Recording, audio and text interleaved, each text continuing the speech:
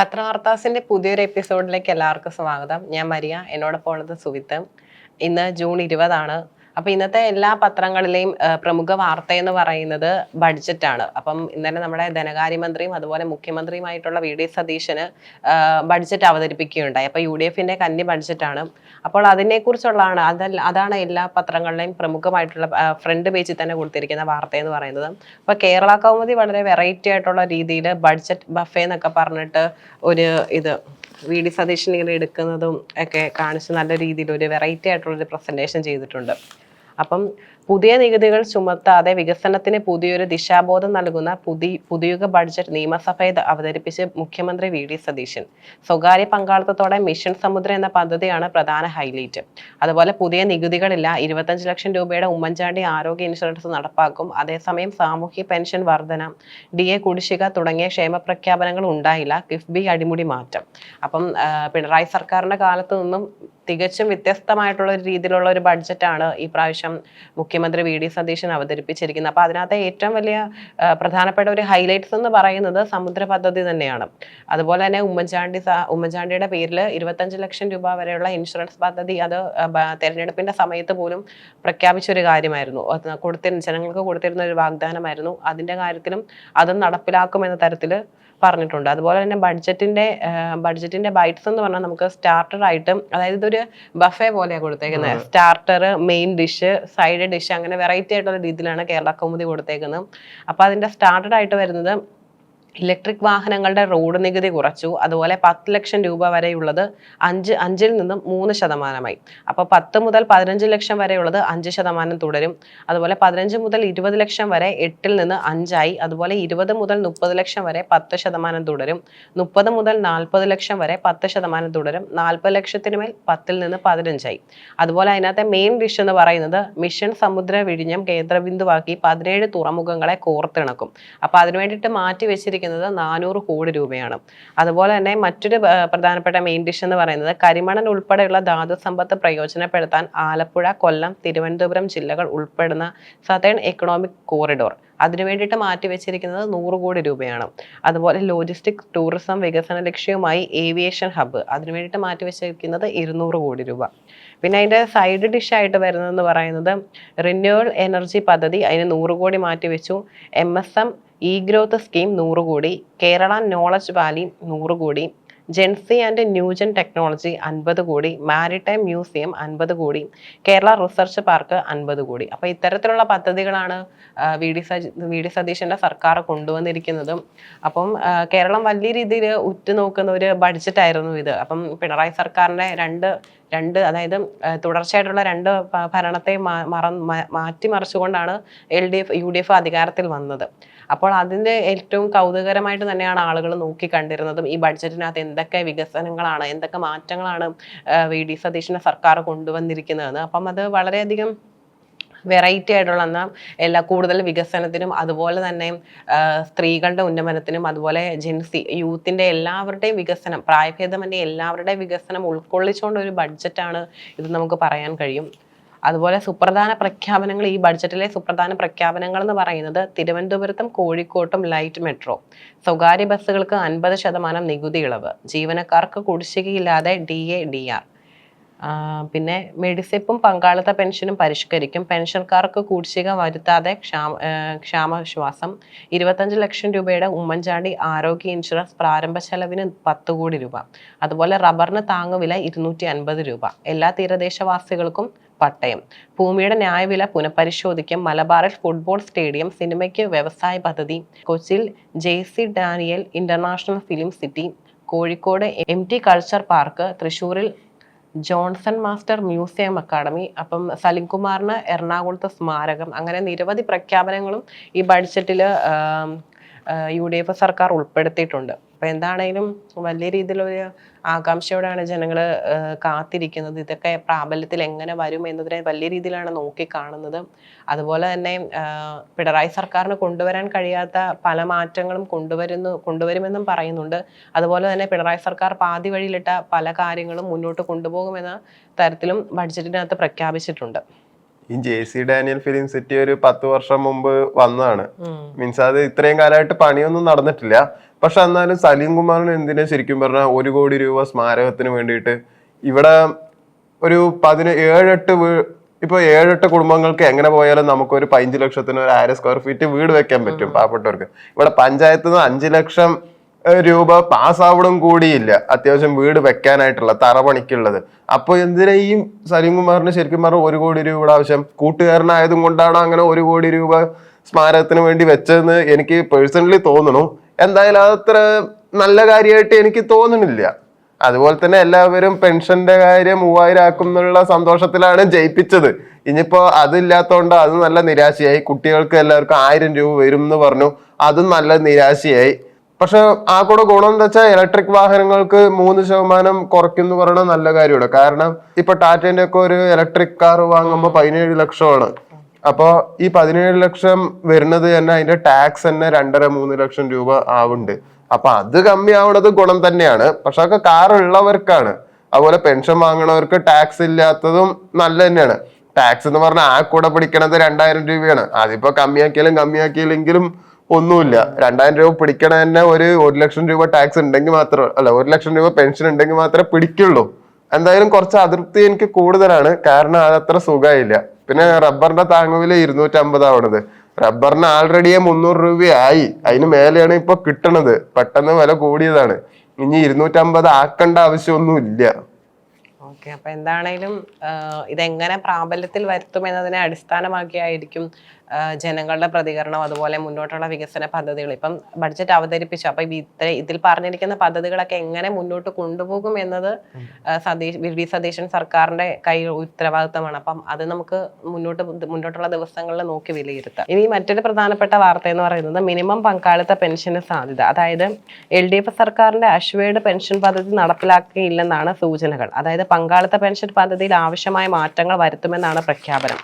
പങ്കാളിത്ത പെൻഷൻ പദ്ധതി നിലനിൽക്കുന്ന മറ്റ് പല സംസ്ഥാനങ്ങളിലും 14% സർക്കാർ വിഹിതം. കേന്ദ്ര സർക്കാർ പുതുതായി കൊണ്ടുവന്ന UPSൽ സർക്കാർ വിഹിതം 18%. ഈ പശ്ചാത്തലത്തിൽ സർക്കാർ വിഹിതം കൂട്ടി മിനിമം പങ്കാളിത്ത പെൻഷൻ നടപ്പിലാക്കാനാണ് സാധ്യത.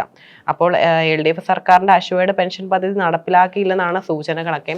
അപ്പം കംപ്ലീറ്റ് ആയിട്ടും പിണറായി സർക്കാരിൽ നിന്നും വ്യത്യസ്തമായിട്ടുള്ള രീതിയിലുള്ള ഒരു ബഡ്ജറ്റ് അവതരണം തന്നെയായിരുന്നു ഇത്. അപ്പം എങ്ങനെയാണ് ജനങ്ങൾക്ക് ഇതിനോടുള്ള കുറച്ചും കൂടെ താല്പര്യമുണ്ടെന്ന് തോന്നുന്നത് നമുക്ക് പറയാം. കാരണം ഒരുപാട് പദ്ധതികൾ ഇതിനകത്ത് പ്രഖ്യാപിക്കുന്നുണ്ട് അവർ. അപ്പം ഇതൊക്കെ എങ്ങനെ പ്രാബല്യത്തിൽ വരുമെന്ന് നമുക്കിനി മുന്നോട്ട് നോക്കി കാണാം. ഇന്നെന്തായാലും കൂടുതലും എല്ലാ പത്രങ്ങളിലും ഉള്ളത് ഈ ബഡ്ജറ്റിന്റെ ഇത് തന്നെയാണ്. ഇനി കേരള കൗമുദിയുടെ മറ്റൊരു പ്രധാനപ്പെട്ട വാർത്ത എന്ന് പറയുന്നത് വ്യവസായങ്ങൾക്കായി 2ാം ഭൂപരിഷ്കരണം. അതായത് സംസ്ഥാനത്ത് 1ാം ഭൂപരിഷ്കരണം കർഷകർക്ക് ഭൂമി ലഭ്യമാക്കാനായിരുന്നെങ്കിൽ VD സതീശൻ സർക്കാർ പ്രഖ്യാപിച്ച 2ാം ഭൂപരിഷ്കരണം വ്യാവസായിക ആവശ്യങ്ങൾക്ക് ഭൂമി കണ്ടെത്താനാണ്.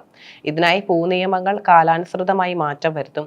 അതുപോലെ തന്നെ സർക്കാർ ഭൂമി ഉപയോഗിക്കാതെ ചുവപ്പ് നാളിൽ കുടുങ്ങിയോ കിടക്കുന്നുണ്ട്. ഈ അവസ്ഥ ഒഴിവാക്കാൻ ലാൻഡ് മാനേജ്മെന്റ് നയം രൂപീകരിക്കും. വിവിധ വകുപ്പുകളെയും പൊതുമേഖലാ സ്ഥാപനങ്ങളെയും മിച്ചമുള്ളതും ഉപയോഗിക്കാത്തതുമായ ഭൂമി ഉൾപ്പെടുത്തിയാണ് ലാൻഡ് ബാങ്ക് സൃഷ്ടിക്കാൻ ലാൻഡ് മാനേജ്മെന്റ് ഫ്രെയിംവർക്ക് തയ്യാറാക്കും. അതിനായി നിയമനിർമ്മാണം നടത്തുമെന്നാണ് അവർ പറയുന്നത്. അതുപോലെ തന്നെ ഭൂമിയുടെ ന്യായവിലയുമായി ബന്ധപ്പെട്ട് വ്യാപകമായി പരാതി നിലനിൽക്കുന്ന പശ്ചാത്തലത്തിൽ പാകപ്പിഴകൾ ഒഴിവാക്കി പുനർനിശ്ചയിക്കും.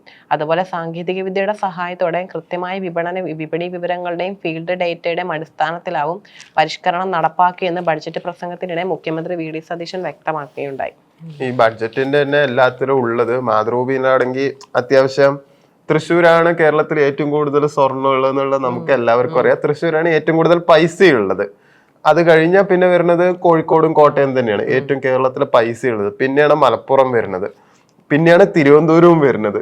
അങ്ങനെയാണ് കേരളത്തിന്റെ സമ്പദ് വ്യവസ്ഥ കിടക്കുന്നത്. അപ്പോ തൃശ്ശൂരുകാർക്ക് നല്ല കോളാണ് എന്നുള്ളത് അവിടുത്തെ സ്വർണ്ണക്കടക്കാർ പൊതുവെ എല്ലാവരും പറയുന്നുണ്ട്. അതായത് അവര് കുറച്ച് കാണുകയല്ല, എല്ലാ ബിസിനസ്സുകാരും നല്ല സപ്പോർട്ടാണ്. അതായത് ഇപ്പോ കല്യാൺ ജ്വല്ലേഴ്സിന്റെ അവരാണെങ്കിലും അദ്ദേഹമാണെങ്കിലും അതുപോലെ തന്നെ ജോയ് ആലുക്കാസ് എല്ലാവരും ഗോൾഡിലേക്ക് ഇനി കൂടുതൽ നിക്ഷേപിക്കാൻ പോവാണ് എന്ന് പറഞ്ഞിരിക്കുന്നത്. കാരണം മറ്റേ പെരുമ്പാവൂര് എറണാകുളം ആ റോഡ് ഗോൾഡിന്റെ എന്തോ ഹബ്ബാക്കാൻ പോവാണ് എന്നുള്ള ഒരു പ്രഖ്യാപനം ഇന്നലെ ഉണ്ടായിട്ടുണ്ട്. അപ്പോ സ്വർണ്ണം ഇപ്പൊ ഇന്നലേക്ക് നല്ല വില കമ്മിയായി, അല്ല മിഞ്ഞാന്നത്തേക്ക് നല്ല വില കമ്മിയായി, പക്ഷെ ഇന്നലേക്ക് കൂടിയുണ്ട്. ഇപ്പൊ ആണെങ്കിൽ നല്ല നിക്ഷേപമാണ്. എല്ലാവർക്കും നന്നായിട്ട് ഇപ്പൊ നിക്ഷേപിച്ച അടുത്ത 1 വർഷം കൊണ്ട് നിങ്ങൾക്കത് ഇരട്ടിയാവാൻ സാധ്യത വളരെ കൂടുതലാണ്. മറ്റൊരു പ്രധാനപ്പെട്ട വാർത്ത എന്ന് പറയുന്നത് ലെബനിലും വെടിനിർത്തൽ. അതായത് നമുക്കറിയാം പശ്ചിമേഷ്യൻ യുദ്ധം എങ്ങനെയാണ് മുന്നോട്ട് പോകുന്നത്. അപ്പം ഇറാനും US തമ്മിൽ ഒരു സമാധാന കരാർ ഒപ്പിടുമെന്നൊരു പ്രതീക്ഷ ഇപ്പം നിലനിൽക്കുന്നുണ്ട്. അപ്പം അതിന്റെ ഭാഗമായിട്ട് ട്രംപ് നിരവധി കരാറുകൾ നിരവധി പ്രഖ്യാപനങ്ങൾ മുന്നോട്ട് വെച്ചു. അതുപോലെ തന്നെ ഇറാനും വെക്കുകയുണ്ടായി. അപ്പം ലെബനിലും വെടിനിർത്തൽ വഴങ്ങി ഇസ്രയേലും ഹിസ്ബുള്ളയും. അപ്പം ഈ US ഇറാൻ യുദ്ധത്തിന്റെ ഏറ്റവും പ്രധാനപ്പെട്ട കാരണക്കാരിൽ ഒരാളായിട്ട് നിലനിൽക്കുന്നത് ഇസ്രയേൽ തന്നെയാണ്. അപ്പം US ഇറാൻ യുദ്ധം താൽക്കാലികമായി അവസാനിപ്പിച്ചതിന് പിന്നാലെ ലെബനനും സമാധാനത്തിന്റെ പാതയിലേക്കും. ഇന്നലെ ഉച്ചവരെ നടന്ന ശക്തമായ ഏറ്റുമുട്ടലുകൾക്കൊടുവിൽ ഇസ്രയേലും ഹിസ്ബുള്ളയും വെടിനിർത്തലിന് ധാരണയായി. US ഖത്തറും ഇടപെട്ടതോടെ ഇന്ത്യൻ സമയം ഇന്നലെ വൈകിട്ട് 6:30 ആക്രമണങ്ങൾ നിർത്തി. ലെബനിലെ ഇസ്രയേൽ ആക്രമണം നിർത്താതെ US ചർച്ചയിലില്ലെന്ന് ഇറാൻ നിലപാടെടുത്തതോടെയാണ് US ഖത്തറും ഇടപെട്ടത്. അപ്പം നമുക്കറിയാം ഈ ട്രംപിനെ കൂടുതലും പ്രകോപിപ്പിച്ച് കൂടുതൽ യുദ്ധങ്ങളിലേക്ക് നയിച്ചിരുന്നത് ഇസ്രയേൽ പ്രധാനമന്ത്രി ബെഞ്ചമിൻ നെതന്യാഹു തന്നെയായിരുന്നു. അപ്പോൾ ഈ ഇസ്രയേലും ഇറാനും തമ്മിലുള്ള കരാറിൽ ഏർപ്പെടാൻ പോകുന്ന സമയത്ത് പോലും അതിനൊട്ടും താല്പര്യമില്ലാത്ത രീതിയിലാണ് നെതന്യാഹു പ്രതികരിച്ചിരുന്നതും. അതായത് US ഇറാനും തമ്മിലുള്ള കരാർ മുന്നോട്ട് പോകണമെങ്കിൽ ഈ വെടിനിർത്തൽ ലെബനിലൊക്കെ നടക്കുന്ന വെടിനിർത്തൽ കംപ്ലീറ്റ് ആയിട്ടും അവത്തിൽ നിന്നും പിന്മാറണമെന്ന് ഇറാൻ നിർദ്ദേശിച്ചതോടെയാണ് ട്രംപിന്റെ നേതൃത്വത്തിൽ ഇസ്രായേൽ സൈന്യം അവിടെ നിന്നും പിൻവാങ്ങിയത്. അപ്പം ഇന്നലെ പുലർച്ചെ മുതൽ ഉച്ചവരെ തെക്കൻ ലെബനിലുണ്ടായ ഇസ്രയേൽ വ്യോമാക്രമണത്തിൽ 47 പേർ കൊല്ലപ്പെട്ടിരുന്നു. 80-ലേറെ ഹിസ്ബുള്ള കേന്ദ്രങ്ങൾ തകർത്തു. ഹിസ്ബുള്ളയുടെ പ്രത്യേക ആക്രമണത്തിൽ 4 ഇസ്രയേലി സൈനികരും കൊല്ലപ്പെടുകയുണ്ടായി. അപ്പോൾ ഇനിയെങ്കിലും അതിനൊരു യുദ്ധം ഇപ്പം എന്തായാലും കരാറുകളൊക്കെ വരാൻ പോവുകയാണ്, സമാധാന കരാർ. അപ്പം ഇനി ലോകത്തിലൊരു സമാധാനം എന്നൊരു തരത്തിലാണ് വാർത്തകളൊക്കെ ഇപ്പോൾ നിലനിൽക്കുന്നത്. അപ്പോൾ ഇനി മുന്നോട്ടും ഇത്തരത്തിലുള്ള യുദ്ധങ്ങളൊന്നും ഉണ്ടാകാതെ സമാധാനത്തിന്റെ പാതയിൽ ലോകം സഞ്ചരിക്കട്ടെ എന്ന് നമുക്ക് പ്രതീക്ഷിക്കാം. ഇനി മറ്റൊരു പ്രധാനപ്പെട്ട വാർത്ത എന്ന് പറയുന്നത് പുനഃപരീക്ഷ നാളെ. ടെലിഗ്രാം പൂട്ട് പൊളിച്ച വ്യാജ ചോദ്യപേപ്പർ. അതായത് ജയ്പൂരിൽ 19-കാരൻ പിടിയിൽ. ഇപ്പൊ നമുക്കറിയാം ഇപ്പൊ ഈ നീറ്റ് പരീക്ഷ നടക്കുന്നതിന്റെ ഭാഗമായിട്ട് ടെലിഗ്രാം ഒന്നും വർക്കിംഗ് അല്ല, കുറച്ച് നാളത്തേക്ക് ബാൻ ചെയ്ത് വെച്ചിരിക്കുകയാണ്. അപ്പൊ നാളെ നടക്കുന്ന നീറ്റ് UG പുനഃപരിശോധനയുമായി ബന്ധപ്പെട്ട് ടെലിഗ്രാം ആപ്പ് രാജ്യത്ത് നിരോധിച്ചെങ്കിലും വിദേശ സെർവർ മുഖേന വ്യാജ ചോദ്യപേപ്പർ വിൽപ്പന നടത്തിയ 19-കാരൻ ജയ്പൂരിൽ പിടിയിലായി. രാജസ്ഥാൻ ഭിൽവാര സ്വദേശിയും വിദ്യാർത്ഥിയുമായ ആകാശ് ചൗധരിയാണ് അറസ്റ്റിലായത്. പേപ്പർ മാഫിയ എന്ന് പേരിട്ട ടെലിഗ്രാം ചാനലിലൂടെയായിരുന്നു വിൽപ്പന. ഒരു ചോദ്യപേപ്പറിന് 4000 രൂപയാണ് ഈടാക്കിയിരുന്നത്. നിരോധനം മൂലം ഇന്ത്യൻ സെർവർ ലഭ്യമല്ലാത്തതിനാൽ VPN സംവിധാനത്തിലൂടെ വിദേശ സെർവറിനെ ആശ്രയിച്ചായിരുന്നു തട്ടിപ്പ്. ഇയാൾ തുടങ്ങിയ പേപ്പർ മാഫിയ ചാനലിന് 52 അംഗങ്ങളുണ്ട്. ഇയാളുടെ മൊബൈൽ അടക്കം പിടിച്ചെടുത്തു. അപ്പൊ നമ്മൾ ഇത്തരത്തിൽ കർശനമായിട്ടുള്ള നിയന്ത്രണങ്ങൾ കൊണ്ടുവന്നില്ലെങ്കിലുള്ള പ്രശ്നങ്ങളാണ് ഇപ്പോൾ നമുക്ക് മനസ്സിലാക്കാൻ കഴിയുന്നത്. ഇപ്പൊ ടെലിഗ്രാമിന് അതുപോലെ പൂട്ടിട്ടത് കൊണ്ട് ഈ കള്ളത്തരം പിടിക്കാൻ കഴിഞ്ഞു. അപ്പം 19-കാരനാണ്, വെറും 19 വയസ്സുള്ളൊരു കുട്ടിയാണ് ഇത്തരത്തിൽ ഈ വലിയൊരു, അതായത് രാജ്യത്തെ മൊത്തം ബാധിക്കുന്ന ഇത്തരത്തിലൊരു വ്യാജ പേപ്പർ. അതായത് നീറ്റ് പരീക്ഷ നമുക്കറിയാം, ഒരുപാട് പേരുടെ പ്രതീക്ഷയും അവരുടെ കഠിനാധ്വാനത്തിന്റെ ഫലമായിട്ടാണ് അവർ ആ പരീക്ഷ എഴുതാൻ പോകുന്നത്. അപ്പം അതിലും കള്ളത്തരം കഴിഞ്ഞു. അത് 19 വയസ്സുള്ള ഒരു കുട്ടിയാണെന്ന് നമുക്ക് ഓർക്കണം. അപ്പം നിരോധനം ശരിവെച്ച് ഡൽഹി ഹൈക്കോടതി. അതായത് ടെലിഗ്രാം ആപ്പിന്റെ പ്രവർത്തനം താൽക്കാലികമായി നിരോധിച്ച കേന്ദ്ര നടപടി ഡൽഹി ഹൈക്കോടതി ശരിവെച്ചു. ടെലിഗ്രാം സമർപ്പിച്ച ഹർജിയിൽ ഇടപെടാൻ ജസ്റ്റിസ് തേജസ് കാരിയ തയ്യാറായില്ല. അടിയന്തര സാഹചര്യങ്ങളും ആപ്പിലെ എഡിറ്റിംഗും ഫീച്ചറുകളും കണക്കിലെടുക്കുമ്പോൾ നിരോധിച്ചത് തെറ്റല്ല. അപ്പോൾ എല്ലാവരും ഈ പറയുന്നുണ്ടായിരുന്നു നീറ്റ് പരീക്ഷ നടക്കുന്നതുകൊണ്ട് ഈ ടെലിഗ്രാം എന്തിനാണ് ഇത് ബാൻ ചെയ്യുന്നത്, നിരോധിക്കുന്നതെന്നൊക്കെ ചോദ്യങ്ങൾ ഉയർന്നിരുന്നു. പക്ഷെ അതുകൊണ്ടാണ് ഇത്തരത്തിലുള്ള കള്ളത്തരം നമുക്ക് അപ്പം ഇത് ഇത്ര ബാൻ ചെയ്തിട്ട് വിദേശ സർവറുകൾ ഉപയോഗിച്ചിട്ടാണ് ഇത്തരത്തില് ഈ ചോദ്യപേപ്പർ എല്ലാവർക്കും കൊടുക്കാനായിട്ട് ശ്രമിച്ചുകൊണ്ടിരുന്നത്. അപ്പം എന്തുകൊണ്ടാണെങ്കിലും കേന്ദ്രത്തിന്റെ ഈ നടപടി വളരെയധികം നല്ലതാണെന്നാണ് ഡൽഹി ഹൈക്കോടതിയും ശരിവെച്ചിരിക്കുന്നത്. പിന്നെ നമ്മൾ തുടക്കത്തിൽ തന്നെ പറഞ്ഞിട്ടുണ്ടായിരുന്നു മറ്റേ ബഡ്ജറ്റിലെ കുറെ, അതായത് സലിംകുമാറിന് സ്മാരകം, അതുപോലെ MTയുടെ പേരിൽ കൾച്ചർ പാർക്ക് എന്നൊക്കെ. അപ്പൊ കലാസാംസ്കാരിക മേഖലയ്ക്ക് ഉണർവ്. അതായത് സംസ്ഥാനത്തിന്റെ കലാസാംസ്കാരിക മേഖലയെ സംരക്ഷിക്കുന്നതിനും പ്രോത്സാഹിപ്പിക്കുന്നതിനുമായി MT വാസുദേവൻ നായരുടെ പേരിൽ കോഴിക്കോട് കൾച്ചറൽ പാർക്ക് നിർമ്മിക്കും. ഇതിനായി 50 കോടി രൂപയാണ് നീക്കിവെച്ചിരിക്കുന്നത്. ഇവിടെ കഥകളി, കൂത്ത്, തുള്ളൽ, തെയ്യം, ഒപ്പന, മാപ്പിളപ്പാട്ട്, മാർഗംകളി, അയനിപ്പാട്ട്, ഗോത്രകലാരൂപങ്ങൾ തുടങ്ങിയ അവതരിപ്പിക്കാനുള്ള സൗകര്യം ഉണ്ടാകും. അതുപോലെ സിനിമാ തിയേറ്ററുകൾ, ലൈബ്രറി, ആർട്ട് ഗാലറി, ചരിത്ര മ്യൂസിയം, സാഹിത്യ ഭാഷാ മ്യൂസിയം, എഴുത്തുകാരുടെയും മറ്റ് പ്രതിഭാശാലികളുടെയും ശബ്ദ മ്യൂസിയം, കുട്ടികൾക്കും വയോജനങ്ങൾക്കും പ്രത്യേക ഇടങ്ങൾ, ഫുഡ് കോർട്ടുകൾ, ബുക്ക് ഷോപ്പുകൾ, ടൂറിസ്റ്റ് ഗസ്റ്റ് ഹൗസുകൾ തുടങ്ങിയ സജ്ജീകരിക്കും. കൾച്ചറൽ പാർക്കിന്റെ നടത്തിപ്പിനായി കൾച്ചറൽ ടൂറിസം ട്രസ്റ്റും രൂപീകരിക്കുന്നതായിരിക്കും. അപ്പം MTയുടെ പേരിൽ കൾച്ചറൽ പാർക്കും, അതുപോലെ സലിംകുമാറിന് പറഞ്ഞിട്ടുണ്ടായിരുന്നു ഒരു സ്മാരകം എറണാകുളത്ത് 1 കോടി രൂപ ചെലവിൽ സ്മാരകവും പണിയുമെന്നുള്ളത്. അപ്പം അതൊരു ബഡ്ജറ്റിലെ ഏറ്റവും പ്രധാനപ്പെട്ട 2 ഘടകങ്ങൾ തന്നെയായിരുന്നു. ഇനി മറ്റൊരു പ്രധാനപ്പെട്ട, ഇപ്പം നമുക്കറിയാം, ഒരു ബഡ്ജറ്റ് അവതരിപ്പിക്കുമ്പോൾ അതിനെ പിന്തുണയ്ക്കുന്നവരും അതുപോലെ തന്നെ എതിർക്കുന്നവരും കാണും. അപ്പം ഒരു വിസ്മയവും ഇല്ലാത്ത ബഡ്ജറ്റ് പിണറായി, അതായത് ഭൂപരിഷ്കരണ നിയമത്തെ അട്ടിമറിക്കാൻ ശ്രമമാണെന്നാണ് പ്രതിപക്ഷ നേതാവായിട്ടുള്ള പിണറായി വിജയൻ പറയുന്നത്. വികസനക്ഷേമ പദ്ധതികളിൽ നിന്ന് സർക്കാർ ബോധപൂർവം പിൻവാങ്ങുന്നു എന്നാണ് ബഡ്ജറ്റിലൂടെ വ്യക്തമാകുന്നതെന്ന് പ്രതിപക്ഷ നേതാവ് പിണറായി വിജയൻ. ബഡ്ജറ്റിൽ ഒരു വിസ്മയവുമില്ല, വൻകിട കോർപ്പറേറ്റ് താല്പര്യമാണ് ഉയർന്നുവന്നത്. ഭൂപരിഷ്കരണ നിയമത്തെ അട്ടിമറിക്കാനാണ് ശ്രമം. കേരളത്തിന്റെ തീരം സ്വകാര്യ മേഖലയ്ക്ക് തീരെഴുതാനുള്ള നീക്കമാണ് നടക്കുന്നത്. അപ്പം വിഴിഞ്ഞം തുറമുഖത്ത് നമ്മൾ ഏറ്റവും കൂടുതൽ ഈ ബഡ്ജറ്റിലെ ഏറ്റവും വലിയ ഹൈലൈറ്റ് എന്ന് പറയുന്നത് തന്നെ സമുദ്ര പദ്ധതിയാണ്. അപ്പം അത് ഈ സ്വകാര്യ മേഖലയ്ക്ക് തീരെഴുതി കൊടുക്കാനുള്ളൊരു വഴി മാത്രമാണെന്നാണ് പ്രതിപക്ഷ നേതാവായിട്ടുള്ള പിണറായി വിജയൻ പറയുന്നത്. കേരളത്തിന്റെ തീരം സ്വകാര്യ മേഖലയ്ക്ക് തീരെഴുതാനുള്ള നീക്കമാണ് ഇപ്പോൾ നടക്കുന്നത്. കിഫ്ബിയുടെ ചിറകരിയാനും ലൈഫ് മിഷൻ തകർക്കാനും ശ്രമിക്കുന്നു. പ്ലാനിംഗ് കമ്മീഷൻ കേന്ദ്ര സർക്കാർ നിർത്തലാക്കിയ മാതൃകയിൽ പ്ലാനിംഗ് ബോർഡിനെ പുനഃസംഘടിപ്പിക്കാനാണ് നീക്കം. അതുപോലെ സാമ്പത്തിക പ്രതിസന്ധി എന്നത് രാഷ്ട്രീയ ആരോപണം മാത്രമാണെന്നും ബഡ്ജറ്റ് തെളിയിക്കുന്നു. 6300 കോടി നീക്കിവെച്ചാണ് കഴിഞ്ഞ സർക്കാർ ഭരണം ഒഴിഞ്ഞത്. ഇതുപയോഗിച്ച് ആശ്വാസ നടപടികൾ നടപ്പാക്കാനും വികസനത്തിനുള്ള അടിത്തറ ഒരുക്കാനും സർക്കാരിന് കഴിയുമായിരുന്നു. എന്നാൽ പല കാര്യങ്ങളിലും ബഡ്ജറ്റ് വിഹിതം വെട്ടിക്കുറച്ചു. പരമ്പരാഗത മേഖലയ്ക്കും കാർഷിക മേഖലയ്ക്കും ആശ്വാസം പകരുന്ന പദ്ധതികളില്ല. കേന്ദ്ര നയങ്ങളെ ബോധപൂർവം കണ്ടില്ലെന്ന് നടിക്കുന്നു. അപ്പം പിണറായി വിജയൻ നല്ല രീതിയിലുള്ള ശക്തമായിട്ടുള്ള എതിർപ്പാണ് ഈ ബഡ്ജറ്റിൽ അദ്ദേഹം അറിയിക്കുന്നത്. അതുപോലെ ഭാവി കേരളത്തിനുള്ള ബ്ലൂ പ്രിന്റ് ഇല്ല. നവകേരള പദ്ധതിയെ പൂർണ്ണമായും ബഡ്ജറ്റ് കൈയൊഴിയുന്നു. ഭാവി കേരളത്തിനുള്ള ഒരു ബ്ലൂ പ്രിന്റും ഇല്ല. ബഡ്ജറ്റിൽ ജീവനക്കാർക്ക് വിസ്മയം ഉണ്ടാക്കാമെന്ന് പലതവണ മുഖ്യമന്ത്രി പറഞ്ഞിരുന്നെങ്കിലും അതൊന്നും കണ്ടില്ല. അതിദാരിദ്ര്യ നിർമ്മാർജ്ജനത്തിനുള്ള നടപടികളെക്കുറിച്ച് പരാമർശമില്ല. വൻകിടക്കാർക്ക് വീര്യം കുറഞ്ഞ മദ്യം വൻതോതിൽ നിർമ്മിക്കാനുള്ള അവസരം തുറന്നു കൊടുക്കാനാണ് ബഡ്ജറ്റ് ശ്രമിക്കുന്നതെന്നും പിണറായി വിജയൻ കുറ്റപ്പെടുത്തി. അപ്പോൾ ശക്തമായിട്ടുള്ള വിമർശനങ്ങളാണ് അദ്ദേഹം ഉന്നയിക്കുന്നത്. അതുപോലെ തന്നെ റബ്ബർ കർഷകരെ പരിഹസിക്കുന്നുവെന്ന് അദ്ദേഹം പറയുന്നുണ്ട്. റബ്ബറിന്റെ വില വിപണിയിലെ 274 രൂപയുള്ള, അപ്പം 250 രൂപ തറവില പ്രഖ്യാപിച്ചത് കർഷകരെ പരിഹസിക്കുന്നതിന് തുല്യമാണ്. അതുപോലെ ആരോഗ്യ ഇൻഷുറൻസ് പദ്ധതിക്കായി 10 കോടി മാത്രമാണ് നീക്കിവെച്ചത്. പെൻഷൻ ലഭിക്കുന്നതിനുള്ള ഉറപ്പും നഷ്ടപ്പെടുത്തി. അത് ശരിയാണ്. കാരണം ആരോഗ്യ മേഖല നമുക്ക് നല്ല രീതിയിൽ വികസിപ്പിക്കേണ്ട ഒരു ആവശ്യമുണ്ട്. കാരണം വീണ ജോർജിന്റെ കാലത്ത് വലിയ രീതിയിലുള്ള വിമർശനങ്ങൾ നേരിട്ട ഒരു മേഖലയാണ്. അതെ. അപ്പം ബാക്കിയുള്ള പദ്ധതികൾക്കൊക്കെ ഇത്രയും നീക്കിവെച്ച സ്ഥിതിക്ക് ഇപ്പൊ നമുക്കറിയാം ജെൻസിന് വേണ്ടിയിട്ട് തന്നെ 50 കോടി രൂപയാണ് മാറ്റിവെച്ചത്. അതൊക്കെ ഏറ്റവും ഇമ്പോർട്ടന്റ് ആയിട്ടുള്ള കാര്യം തന്നെയാണ്. പക്ഷെ അതിനേക്കാളും ഇമ്പോർട്ടന്റ് ആണ് ഈ ആരോഗ്യ മേഖല എന്ന് പറയുന്നത്. അപ്പോൾ ആരോഗ്യ ഇൻഷുറൻസ് പദ്ധതി, അതായത് ഉമ്മൻചാണ്ടിയുടെ 25 ലക്ഷം രൂപ ഇൻഷുറൻസ് പദ്ധതിക്കായിട്ട് 10 കോടി മാത്രമാണ് മാറ്റിവെച്ചിരിക്കുന്നത്. അതുപോലെ ശമ്പള പരിഷ്കരണ കമ്മീഷൻ തുടരുമോ എന്ന് പറയുന്നില്ല. LDF സർക്കാർ നടപ്പിലാക്കിയ ചില പദ്ധതികൾ പേര് മാറ്റി പ്രഖ്യാപിച്ചു എന്നും പിണറായി വിജയൻ പറയുന്നുണ്ട്.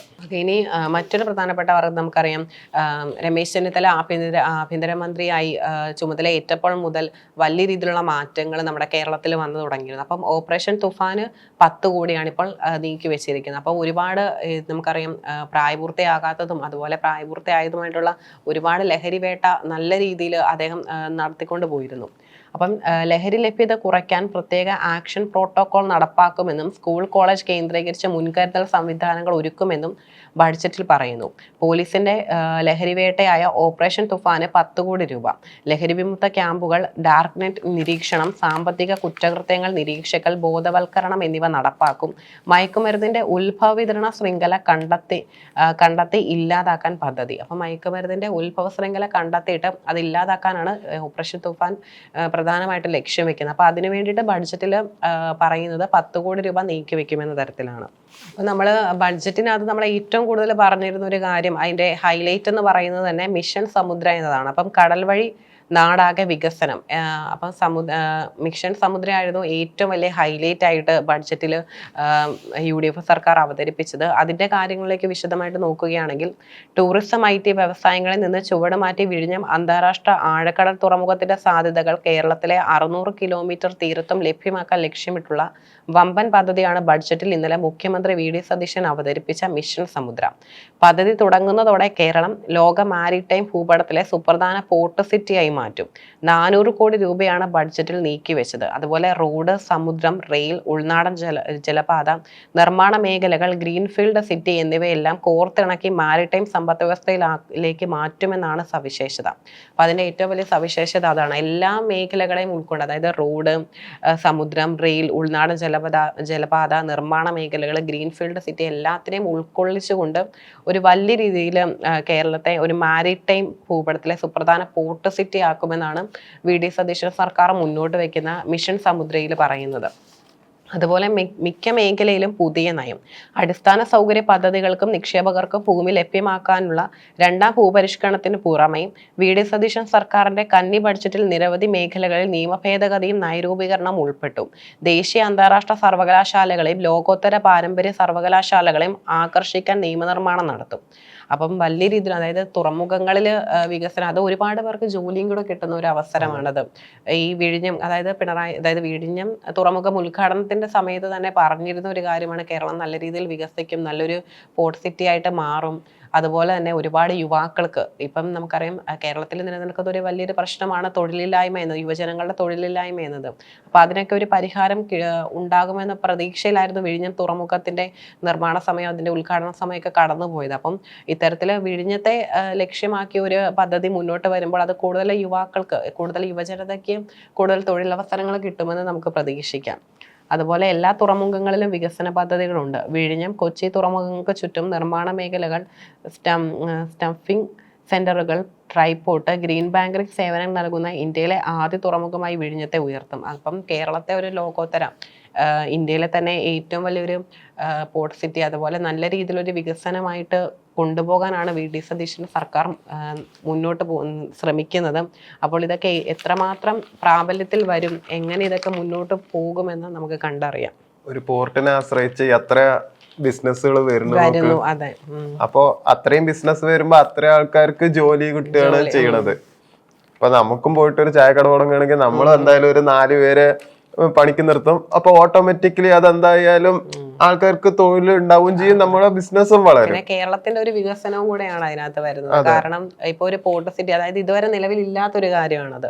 അപ്പൊ അത് കൂടുതൽ വികസനം മുന്നോട്ട് വരുമ്പോഴത്തേക്കിനും എല്ലാ രീതിയിലുമുള്ള ഒരു വികസനം നമുക്ക് മറ്റ് സംസ്ഥാനങ്ങളുമായും അതുപോലെ രാജ്യങ്ങളുമായും കണക്ട് ചെയ്ത് നമുക്കെല്ലാം മുന്നോട്ട് കേരളത്തെ ഇന്ത്യയിൽ തന്നെ നല്ലൊരു സംസ്ഥാനമായിട്ട് ഉയർത്താൻ കഴിയുമെന്നാണ് പ്രതീക്ഷ. അപ്പൊ എന്താണെങ്കിലും നമുക്ക് നോക്കാൻ വരുന്നത്. ഓക്കെ, ഇനി അടുത്തത് മറ്റൊരു പ്രധാനപ്പെട്ട ഒരു വാർത്ത എന്ന് പറയുന്നത് മാറ്റത്തിന്റെ പാതയിൽ ക്രിമിനൽ തൊപ്പിക്ക് കർശന മുന്നറിയിപ്പ്. അതായത് ക്രിമിനലുകളുമായി ഒത്തുകളിച്ച് കേസ് ഒതുക്കുന്ന പോലീസ് ഉദ്യോഗസ്ഥർക്ക് ബഡ്ജറ്റിൽ മുന്നറിയിപ്പുമായി മുഖ്യമന്ത്രി VD സതീശൻ. നമുക്കിപ്പോൾ അറിയാം നിലനിൽക്കുന്ന ഒരു സാഹചര്യം എന്ന് പറയുന്നത്, അതായത് കുറച്ച് പൈസയും സ്വാധീനം ഉണ്ടെങ്കിൽ കേസ് വരെ അട്ടിമറിക്കാം എന്നൊരു നിലവിൽ വലിയ രീതിയിലുള്ള സ്വാധീനം, അതായത് സ്വാധീനത്തെ ഫലം നിലനിൽക്കുന്നുണ്ട്. നമുക്ക് പല വാർത്തകൾ വരുമ്പോഴും നമ്മൾ ഓർക്കാറുണ്ട്, ഇവരെ എന്തുകൊണ്ട് ശിക്ഷിക്കുന്നില്ല എന്നൊരു ചോദ്യം പലരും ഉയർത്താറുണ്ട്. അതുപോലെ സ്ത്രീകൾക്കും കുട്ടികൾക്കും എതിരായ പീഡന കേസുകൾ അട്ടിമറിക്കുന്നവർക്കെതിരെ അതിശക്തമായ നടപടി ഉണ്ടാകും. സമൂഹ മാധ്യമങ്ങളിൽ സ്ത്രീകളെ അപമാനിക്കുന്നവർക്കെതിരെയും കർശന നടപടി ഉണ്ടാകും. സ്ത്രീകൾക്കെതിരായ കുറ്റകൃത്യങ്ങൾ തടയാൻ മകൾക്കൊപ്പം പദ്ധതി സ്ത്രീ സുരക്ഷ ഉറപ്പാക്കും. നഗരങ്ങളിൽ രാത്രികാലങ്ങളിൽ പെട്രോളിംഗ് ശക്തിപ്പെടുത്തും. കൂടുതൽ സ്റ്റേഷനുകളിൽ വനിതകളെ SHOമാരാക്കും. പോലീസിലെ ക്രിമിനലുകളെ കുറിച്ച് ക്രിമിനൽ തൊപ്പി എന്ന പേരിൽ കേരള കൗമുദി പരമ്പര പ്രസിദ്ധീകരിച്ചിരുന്നു.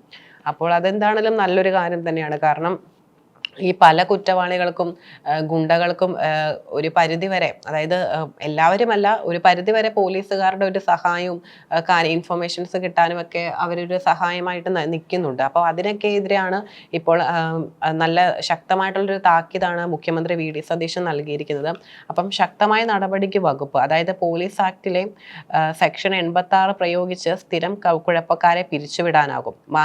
മാനസികമായോ ശാരീരികമായോ പെരുമാറ്റം കൊണ്ടോ പോലീസിന്റെ കർത്തവ്യങ്ങൾ നിർവഹിക്കുന്നതിന് അയോഗ്യനായാൽ പുറത്താക്കാം. അതുപോലെ അക്രമാസക്തത, അസാന്മാർഗികത എന്നിവയ്ക്ക് ശിക്ഷിച്ചവരെയും പ്രതികളെയും പിരിച്ചുവിടാം, നിർബന്ധമായും വിരമിപ്പിക്കാം. അതുപോലെ 55,000 അംഗങ്ങളുള്ള സേനയിൽ ക്രിമിനൽ കേസ് ഉള്ളവർ 1.56%. അപ്പോൾ 98.44% പേരും കുറ്റകൃത്യത്തിൽ പെടാത്തവരാണ്. പോലീസിൽ 828 ക്രിമിനൽ കേസ് പ്രതികൾ ഉണ്ടെന്നാണ് കണക്ക്. അപ്പോൾ എന്താണെങ്കിലും അത് നല്ലൊരു കാര്യം തന്നെയാണ്. അത് മുന്നോട്ട് നല്ല രീതിയിൽ തന്നെ പോട്ടെ എന്ന് നമുക്ക് പറയാം. പിന്നെ ബഡ്ജറ്റിൽ ആരും അങ്ങനെ വെളിയിൽ പറയാത്തൊരു കാര്യമാണ്, ഇപ്പോ പ്രൈവറ്റ് മീഡിയ സ്ഥാപനങ്ങൾ ഉണ്ടാവുമല്ലോ, അവർക്ക് ജേർണലിസ്റ്റുകൾക്ക് ഇപ്പോ പെൻഷൻ പറഞ്ഞിട്ടിട്ട് അതാരും അത്ര ശ്രദ്ധിച്ചിട്ടുണ്ടോ എന്ന് എനിക്കറിയില്ല. പക്ഷെ അങ്ങനെ ഒരു സംഭവം ഉണ്ട്. സാധാരണ ഗവൺമെന്റ് ചാനൽ പറയാ ആ കൂടെ ദൂരദർശൻ മാത്രമേ ഉള്ളൂ, അവർക്ക് മാത്രമേ പെൻഷൻ ഉള്ളൂ എന്നാണ്. പക്ഷെ അങ്ങനെയല്ല, ഈ പ്രൈവറ്റുകാർക്കും പെൻഷൻ ഉറപ്പാക്കാൻ വേണ്ടിയിട്ട് ഈ ഗവൺമെന്റ് എന്തായാലും തീരുമാനിച്ചിട്ടുണ്ട്. എന്തായാലും നല്ല കാര്യമാണ്. ഇനി മറ്റൊരു പ്രധാനപ്പെട്ട വാർത്ത എന്ന് പറയുന്നത് റാഗിംഗ് വിരുദ്ധ നിയമം സിദ്ധാർത്ഥിന്റെ പേരിൽ. നമുക്കറിയാം സിദ്ധാർത്ഥ് അതായത് റാഗിങ്ങിന്റെ പേരിൽ മരിച്ച ഒരു വിദ്യാർത്ഥിയാണ്. അതിക്രൂരമായ റാഗിങ്ങിനെ തുടർന്ന് പൂക്കോട്ട് വെറ്ററിനറി കോളേജിൽ മരിച്ച സിദ്ധാർത്ഥിന്റെ പേരിലാണ് സംസ്ഥാനത്ത് റാഗിംഗ് വിരുദ്ധ നിയമം വരുന്നത്. Siddharthan anti ragging and student welfare act എന്ന പേരാണ് ഇതിന് നൽകിയിരിക്കുന്നത്. സിദ്ധാർത്ഥൻ സ്റ്റുഡന്റ് ഡിസ്ട്രിക്ട് ആപ്പ് എന്ന ആപ്ലിക്കേഷനും വരും. അതുപോലെ സിദ്ധാർത്ഥൻ കേസ് CBI ആണ് അന്വേഷിക്കുന്നത്. റാഗിംഗ്, ഗൂഢാലോചന, ആക്രമിച്ച് മുറിവേൽപ്പിക്കൽ, ആത്മഹത്യാ പ്രേരണ തുടങ്ങിയ 9 വകുപ്പുകളാണ് 20 പ്രതികൾക്കെതിരെ ചുമത്തിയിട്ടുള്ളത്. റാഗിംഗ് തടയാൻ അതിശക്തമായ നിയമമാണ് തയ്യാറാക്കുന്നത്. റാഗിംഗ് പരാതി അവഗണിച്ചാലോ പോലീസിൽ അറിയിക്കാതെ ഒതുക്കിയാലോ കോളേജ് അധികൃതർക്ക് പ്രതിക്ക് ലഭിക്കുന്ന അതേ ശിക്ഷ തന്നെ ലഭിക്കാം. സ്ഥാപന മേധാവിക്കെതിരെ പ്രേരണാകുറ്റവും ചുമത്തും. അപ്പം ശാരീരികമോ മാനസികമോ ആയി ദോഷം വരുത്തുന്നത് എന്തും റാഗിംഗ് ആണ്. ഭയപ്പെടുത്തൽ, നാണം കെടുത്തൽ, പരിഭ്രമം ഉണ്ടാക്കൽ, അധിക്ഷേപം എന്നിവയും റാഗിങ്ങിന്റെ പരിധിയിൽ വരും. റാഗിങ്ങിൽ 2 വർഷം തടവും പിഴയും കിട്ടാം. മുറിവേൽപ്പിച്ചാൽ ശിക്ഷ 10 വർഷമാകും. അതെന്തായാലും നല്ലൊരു നിയമം തന്നെയാണ്. കാരണം ഒരുപാട് കുട്ടികളാണ് ഇത്തരത്തിലെ റാഗിങ്ങിന്റെ പേരിൽ ആത്മഹത്യാ ശ്രമങ്ങൾ നടത്തുന്നതും അതുപോലെ ആത്മഹത്യ ചെയ്യുന്നതും.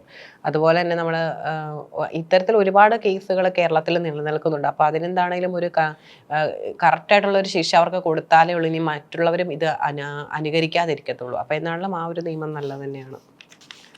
പിന്നെ നമുക്കൊരു പ്രധാനപ്പെട്ട ഒരു കാര്യം എന്ന് പറയുന്നത്, നമുക്കറിയാം കോട്ടയത്തെ സംബന്ധിച്ചിടത്തോളം അതായത് ആകാശപാത അത് എപ്പോഴും ഒരു നിലനിൽക്കുന്ന ഒരു പ്രശ്നം തന്നെയാണ്. അതിൻ്റെ വികസനം എങ്ങനെ മുന്നോട്ട് പോകുമെന്ന് എപ്പോഴും ചോദിച്ചുകൊണ്ടിരിക്കുന്ന ഒരു കാര്യമാണ്. അപ്പം അതിനെക്കുറിച്ചൊരു വാർത്ത എന്ന് പറയുന്നത്, ആശ്വസിക്കാനുണ്ട്, ആഹ്ലാദിക്കാനില്ല. കഴിഞ്ഞ 10 വർഷത്തിനിടെ ആദ്യമായി ആകാശപാതയെപ്പറ്റി ബഡ്ജറ്റിൽ പരാമർശം. VD സതീശൻ സർക്കാരിന്റെ ആദ്യ ബഡ്ജറ്റിൽ കോട്ടയത്തിന് ഗുണകരമാകുന്ന പ്രഖ്യാപനങ്ങൾ അധികമില്ലെങ്കിലും ആശ്വസിക്കാനുണ്ട്. ഇടത് സർക്കാർ പ്രകടന പത്രികയിൽ പ്രഖ്യാപിച്ച് നടപ്പിലാക്കിയില്ലെങ്കിലും റബ്ബറിന്റെ താങ്ങുവില വർദ്ധിപ്പിക്കാനുള്ള തീരുമാനം കർഷകർക്ക് ഗുണമായി. അതേസമയം കഴിഞ്ഞ സർക്കാർ പ്രഖ്യാപിച്ച പല പദ്ധതികളെ പറ്റിയും പരാമർശമില്ലാത്തത് നിരാശയുമായി. പടവലങ്ങ പന്തൽ എന്ന കളിയാക്കലുകൾക്കൊടുവിലാണ് ആകാശപാതയ്ക്ക് 15 കോടി രൂപ വകയിരുത്തിയിരിക്കുന്നത്. അപ്പോൾ ആകാശപാതയ്ക്കായിട്ട് 15 കോടി രൂപ വകയിരുത്തിയിട്ടുണ്ട്. കോട്ടയം നഗരസഭ മേഖലയിലെ IT പാർക്ക് നിർമ്മാണത്തിനുള്ള പദ്ധതി അംഗീകരിക്കുകയും പ്രാരംഭ പ്രവർത്തനത്തിനുള്ള തുക വകയിരുത്തുകയും ചെയ്തിട്ടുണ്ടെന്നാണ് പറയുന്നത്. അപ്പോൾ ആകാശപാതയ്ക്ക് ശാപമോക്ഷം, ജില്ലയ്ക്ക് വമ്പൻ പദ്ധതികളില്ല. പക്ഷെ എന്നാലും ആകാശപാതയ്ക്ക് ഒരു ക്ഷാമപോഷണം ലഭിച്ചിട്ടുണ്ടെന്നാണ് പറയുന്നത്. അതുപോലെ ശബരിമലയുടെ തിരുപ്പതി മോഡൽ വികസനം എരുമേലിക്ക് ഗുണകരം. അതുപോലെ കഞ്ഞിക്കുഴിയിൽ ഫ്ലൈ ഓവർ, നെഹ്റു സ്റ്റേഡിയം നവീകരണം. നെഹ്റു സ്റ്റേഡിയമൊക്കെ നമുക്കറിയാം, ഒരു മഴ പെയ്താൽ ഫുള്ള് വെള്ളക്കെട്ടാണ് അവിടെ. അപ്പം അതിനൊരു നവീകരണം. അതുപോലെ വടവാതൂർ കളത്തിപ്പടി പൊൻപള്ളി റോഡിനൊരു കൂടി. അതുപോലെ കോട്ടയം PWD ഓഫീസ് കെട്ടിട നിർമ്മാണം. Thirunakkara mini civil station BC ബ്ലോക്കുകളുടെ നിർമ്മാണം. നിലച്ചുപോയ നട്ടാശ്ശേരി സൂര്യകാലടി റെഗുലേറ്റർ ബ്രിഡ്ജിന്റെ നിർമ്മാണം പുനരാരംഭിക്കും. അങ്ങനെ കുറച്ച് പ്രഖ്യാപനങ്ങൾ കൊടുത്തിട്ടുണ്ട്. അതുപോലെ തന്നെ മുൻ പദ്ധതികൾ എവിടെയെന്നുള്ള ഒരു ചോദ്യം വന്നിട്ട് ഇത് കൊടുത്തിട്ടുണ്ട്. അതായത് ഇടത് സർക്കാരിന്റെ കാലത്തെ റബ്ബർ അധിഷ്ഠിത വ്യവസായ പാർക്ക് KPPL അടക്കമുള്ള പദ്ധതികളെ പറ്റി പരാമർശമില്ല. അതുപോലെ ശബരി റെയിൽ വിമാനത്താവളം അടക്കമുള്ള പദ്ധതികളെ പറ്റിയും ബഡ്ജറ്റിൽ പരാമർശമില്ലാത്തത് നിരാശയായി. കോട്ടയം മെഡിക്കൽ കോളേജിനും കാര്യമായ പദ്ധതികളില്ല. അപ്പോൾ അതൊക്കെ വലിയൊരു പ്രശ്നം തന്നെയാണ്. അതുപോലെ തന്നെ 2015 നവംബറിൽ നാറ്റ്പാക്കിങ്ങിന്റെ ട്രാഫിക് വികസന പ്ലാനിന്റെ അടിസ്ഥാനത്തിലാണ് ആകാശ പദ്ധതിക്ക് രൂപം നൽകിയത്. അപ്പോൾ 5.18 കോടി രൂപയായിരുന്നു അന്ന് ചെലവ് പ്രതീക്ഷിച്ചത്. 2.16 കോടിയുടെ നിർമ്മാണം നടത്തി. ഓക്കെ, അന്ന് 5.18 കോടിയാണ് അതായത് അതിൻ്റെ രൂപയായിട്ട് അന്ന് ചെലവ് പ്രതീക്ഷിച്ചിരുന്നത്. പക്ഷേ 2.16 കോടിയുടെ ഇതുപോലെ നിർമ്മാണം നടത്തിയിട്ടുണ്ട്. അപ്പോൾ ഇനി അത് മുന്നോട്ട് വരുമ്പോൾ നമുക്ക് പ്രതീക്ഷിക്കാം അതൊരു കംപ്ലീറ്റ് ആയിട്ട് 2 കോടി രൂപയാണ് 2.16 കോടി പറയുന്നത്. ഓക്കെ, അപ്പൊ ആകാശപാത കണ്ടവർക്ക് അതിന്റെ ഇത് കറക്റ്റ് ആയിട്ടുള്ള കാര്യം അറിയാം. എപ്പോഴും ഒരു ചോദ്യമായിട്ട് നിൽക്കുന്നതാണ് അതെ എന്തിനാണ്. കാരണം അല്ലെങ്കിൽ അത് ഇപ്പം നമുക്കറിയാം കഴിഞ്ഞ 10 വർഷത്തിനിടെ ആദ്യമായിട്ട് ആകാശപാതയെ പറ്റി ബഡ്ജറ്റിൽ കഴിഞ്ഞ 10 വർഷത്തിനിടെ ആദ്യമായിട്ടാണ് ഈ ആകാശപാതയെ പറ്റി ഒരു പരാമർശം വരുന്നത് തന്നെ. അപ്പം നമുക്ക് എന്താണെങ്കിലും അത് മുന്നോട്ട് നല്ല രീതിയിൽ വികസിപ്പിക്കുമെന്ന് നമുക്ക് പ്രതീക്ഷിക്കാം. മറ്റൊരു പ്രധാനപ്പെട്ട വാർത്ത എന്ന് പറയുന്നത് കൂലി കൂട്ടി തൊഴിലാളികൾ ടോട്ടൽ ലോസ് ആകുമെന്ന് ഹോട്ടൽ ഉടമകൾ. നമുക്കറിയാം ഇന്ധനക്ഷാമം വലിയ രീതിയിൽ അതായത് ഗ്യാസിൻ്റെ ഒക്കെ പ്രശ്നം വലിയ രീതിയിൽ നിലനിൽക്കുന്നുണ്ട്. അപ്പോൾ തൊഴിൽക്ഷാമത്തിനിടെ അന്യസംസ്ഥാന തൊഴിലാളികൾ കൂലി വർധനവ് ആവശ്യപ്പെട്ടതോടെ ജില്ലയിലെ ഹോട്ടൽ മേഖല വീണ്ടും പ്രതിസന്ധിയിലേക്ക്. തിരഞ്ഞെടുപ്പിൽ വോട്ട് ചെയ്യാൻ നാട്ടിലേക്ക് പോയ തൊഴിലാളികൾ തിരിച്ചെത്തിയ ശേഷമാണ് ഉയർന്ന കൂലി ആവശ്യപ്പെട്ട് രംഗത്തെത്തിയത്. ഇതോടെ ഇതിനോടകം വിലക്കയറ്റവും ചെലവ് ഭാരവും നേരിടുന്ന സംരംഭകർ കൂടുതൽ സമ്മർദ്ദത്തിലായി. നിർമ്മാണ മേഖലയിലെ തൊഴിലാളികളും കൂലി കൂട്ടിയിരിക്കുകയാണ്. ഇതോടെ നിർമ്മാണ മേഖലയും പ്രതിസന്ധിയിലേക്ക് പോയി. അപ്പം വോട്ട് ചെയ്യാനായിട്ട് പോയിട്ട് തിരിച്ചു വന്നവരാണ് ഇപ്പോൾ കൂലി വേണം, കൂടുതൽ വേണമെന്ന് ആവശ്യപ്പെടുന്നത്. അതുപോലെ പഴയ പോലെ പറ്റില്ല സേട്ട, അതായത് മറ്റേ ബംഗാളികൾ പറയുന്നതല്ല, അത് ട്രോളായിട്ട് കൊടുത്തിട്ടുണ്ട്. അതായത് ഹോട്ടലുകളിൽ അതിനൊരു സമയമുണ്ട്. ഹോട്ടലുകളിൽ കുക്ക്, സപ്ലയർ, ക്ലീനിങ് തുടങ്ങിയ ഭൂരിഭാഗം ജോലികളും അന്യസംസ്ഥാന തൊഴിലാളികളാണ് നിർവഹിക്കുന്നത്. ദിവസക്കൂലിക്കായി 1000 രൂപയ്ക്ക് മുകളിലാണ് പലരും ആവശ്യപ്പെടുന്നത്. താമസവും ഭക്ഷണം ഉൾപ്പെടെ സൗകര്യങ്ങൾ നൽകുന്ന സാഹചര്യത്തിലാണ് കൂലി വർദ്ധിപ്പിക്കണമെന്ന ആവശ്യവും ഉയർന്നത്. പാചകവാതക വിലവർദ്ധനവ്, ഭക്ഷ്യവസ്തുക്കളുടെ വിലക്കയറ്റം, തൊഴിലാളി ക്ഷാമം തുടങ്ങിയ പ്രതിസന്ധികളിൽ നിന്ന് കരകയറാൻ കഴിയാതിരിക്കുന്ന ഹോട്ടൽ മേഖലയ്ക്ക് ഇത് പുതിയൊരു തിരിച്ചടിയാണ്. അപ്പം നമുക്കറിയാം ഇത്തരത്തിലുള്ള വലിയ പ്രശ്നങ്ങൾ, അതായത് സാധനങ്ങളുടെ എല്ലാം വില കൂടുകയാണ്. അതുപോലെ മാംസം, അതുപോലെ ചിക്കൻ, ഇറച്ചിയുടെ ഒക്കെ വില കൂടുതലാണ്. അതുപോലെ തന്നെ പാചകവാതകത്തിന്റെ എല്ലാം വില കൂടുന്ന ഈ സാഹചര്യത്തിലാണ് തൊഴിലാളികളും ഇത്തരത്തിൽ അവരുടെ കൂലി കൂടുതൽ ആവശ്യപ്പെടുന്നത്. അപ്പം ഹോട്ടൽ ഉടമകൾക്ക് വലിയ രീതിയിലുള്ള ഒരു തിരിച്ചടിയാണ് ഇപ്പോൾ നിൽക്കുന്നത്. അതുപോലെ ഇപ്പം നമുക്കറിയാം കേരളത്തിലെ കൂടുതലും മലയാളികളെക്കാളും കൂടുതൽ ബംഗാളികളാണെന്ന ഒരു ട്രോളൊക്കെ ഉണ്ടായിരുന്നു. കാരണം എല്ലാം എവിടെ നോക്കിയാലും അവരെ കൊണ്ടാണ് പണിയെടുപ്പിക്കുന്നത്. ഇനി നമ്മുടെ സ്പോർട്സിലെ പേജിലോട്ട് നോക്കുകയാണെങ്കിൽ ഖത്തർ വെടിപ്പല്ല. അത് കളി കാണുമ്പോ തന്നെ എന്ത് മോശമാണ്, ഇവരെന്താ കാട്ടുന്നു. അതായത് കാനഡ 6-0 ഖത്തറിനെ തകർത്തു. ഫൗളിൽ കളിച്ച ഖത്തറിന് 2 റെഡ് കാർഡ്. കാനഡ താരം ഇസ്മയിൽ കൊനയുടെ കാലൊടിഞ്ഞു തൂങ്ങി.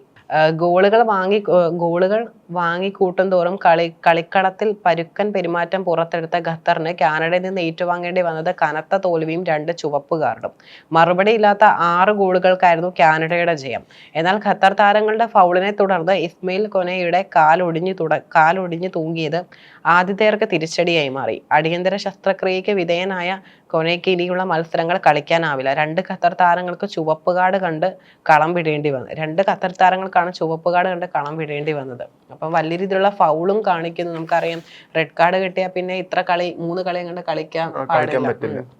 അപ്പൊ അതിൽ 2 കാർഡുകളാണ്. ഒരു കളിയിൽ തന്നെ 2 താരങ്ങൾക്കാണ് റെഡ് കാർഡ് കിട്ടിയിരിക്കുന്നത്. അപ്പം അത് എന്താണ് വളരെ മോശമാണ്. കാരണം നമുക്ക് ഇതാണ് ഫുട്ബോളിലോട്ട് വേൾഡ് കപ്പാണ്, അതുപോലെ ഒരുപാട് നിയമങ്ങളും നിയന്ത്രണങ്ങളും ഒക്കെ അവർ ഏർപ്പെടുത്തിയിട്ടുണ്ട്. അപ്പൊ അതൊക്കെ പാലിച്ച് വേണം ആളുകൾ കളിക്കാൻ വേണ്ടിയിട്ട്. എനിക്ക് പെട്ടെന്ന് ഓർമ്മ വന്ന സുവാരസിനെയാണ്. അദ്ദേഹമാണ് പൊതുവെ ഇങ്ങനെ എന്തെങ്കിലും പ്രശ്നം വന്ന കടിക്കുക, ചവിട്ടുക, അങ്ങനെയൊക്കെ ചെയ്യുക, മാന്തുമൊക്കെ ചെയ്യായിരുന്നു പണ്ട് കളിക്കടെ. ഇനി മെക്സിക്കോ മുന്നോട്ട്. അതായത് ഈ ലോകകപ്പിൽ 2ാം റൗണ്ടിലേക്ക് കാലുറപ്പിക്കുന്ന ആദ്യ ടീമായി മെക്സിക്കോ. അപ്പൊ ലോകകപ്പിന്റെ തന്നെ ആദ്യ മത്സരത്തിൽ ദക്ഷിണാഫ്രിക്കയെ മറുപടിയില്ലാത്ത 2 ഗോളുകൾക്ക് തോൽപ്പിച്ചിരുന്ന ആതിഥേയർ ഇന്നലെ ദക്ഷിണ കൊറിയയെ ഏകപക്ഷീയമായ 1 ഗോളിന് കീഴടക്കിയാണ് ഗ്രൂപ്പ് എയിൽ നിന്ന് നോക്കൌട്ടിലേക്ക് കടക്കാൻ ഒരുങ്ങുന്നത്. അതേസമയം ആദ്യ മത്സരത്തിൽ ചെക്ക് റിപ്പബ്ലിക്കിനെ തോൽപ്പിച്ചിരുന്ന ദക്ഷിണ കൊറിയയ്ക്ക് ദക്ഷിണാഫ്രിക്കയുമായുള്ള അവസാന മത്സരം നിർണായകമാകും. അപ്പം ഈ ലോകകപ്പിലെ 2ാം റൗണ്ടിലേക്ക് കാലുറപ്പിക്കുന്ന ആദ്യ ടീമാണ് മെക്സിക്കോ. വേൾഡ് കപ്പിന്റെ ഒരു ആവേശത്തിലാണ് ഇപ്പോൾ കേരളം മുഴുവൻ. അപ്പൊ നോക്കാം ആര് കപ്പ് കൊണ്ടുപോകും എന്നുള്ളത്. അപ്പൊ നമ്മൾ ഇന്ന് അത്യാവശ്യം എല്ലാ വാർത്തകളും എല്ലാ പ്രധാനപ്പെട്ട വാർത്തകളും കവർ ചെയ്തിട്ടുണ്ട്.